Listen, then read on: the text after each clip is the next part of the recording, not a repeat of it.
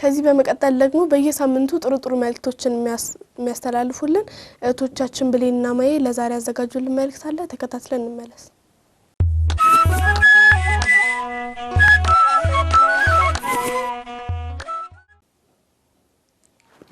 በስመ አብ ወወልድ ወመንፈስ ቅዱስ አሐዱ አምላክ አሜን። ሰላም ጤና ይስጥልን። በመላው ዓለም የምትገኙ ውድ የእግዚአብሔር ልጆች እህቶቻችንና ወንድሞቻችን እንደምን ሰነበታችሁ? ደህና ናችሁ? እግዚአብሔር ይመስገን እንዳላችሁ ተስፋ እናደርጋለን። አሜን። የአምላካችን የልዑል እግዚአብሔር ስሙ ዛሬም ዘወትርም የተመሰገነ ይሁን። ውድ የእግዚአብሔር ልጆች ዛሬ ከእህታችን ከብሌን ጋር ሆነን ስለ ቁርባን ቅደም ተከተል ይዘንላችሁ መጥተናል። እስከ መጨረሻው ድረስ በጥሞና ተከታተሉ።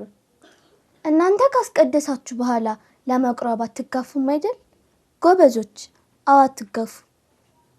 ነገር ግን የሚጋፉና የሚረብሹ ልጆችን እንዳያቆሙ በትህትናና በቀስታ መጠየቅ አለባችሁ። በቤተ ክርስቲያን ውስጥ መነጋገር በፍጹም አይቻልም። አሁን ደግሞ ስለ ቁርባን ቅደም ተከተል እንንገራቸው።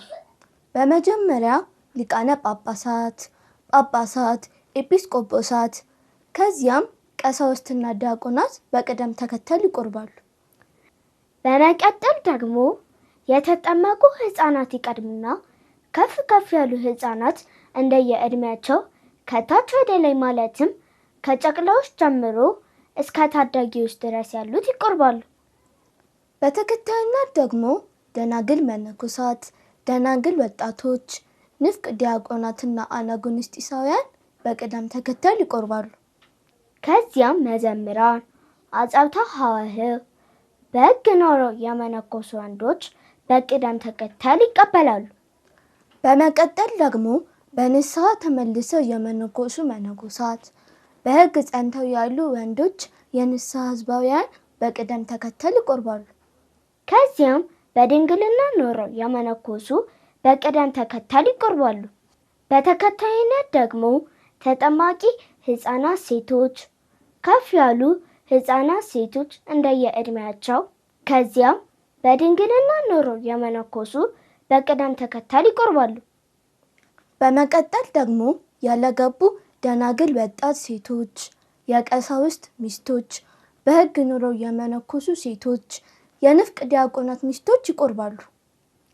በተከታይነት ደግሞ የአናጉንስጢሳውያን ሚስቶች፣ የመዘምራን ሚስቶች፣ በሕግ ጸንተው ያሉ ህጋውያን ይቀበላሉ።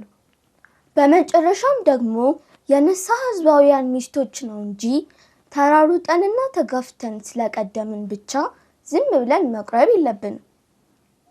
ልክ ነሽ። ውድ እግዚአብሔር ልጆች መጽሐፍትን አንብቡ፣ ጠይቁ የሚለውን መልእክታችንን እንዳትረሱ እሺ ጎበዞች። በመላው ዓለም የምትከታተሉን በሙሉ በቀጣይ ሳምንት እስከምንገናኝ ድረስ ሰላም እግዚአብሔር አይለን። መልካም ጾመ ፍልሰታ ለማርያም።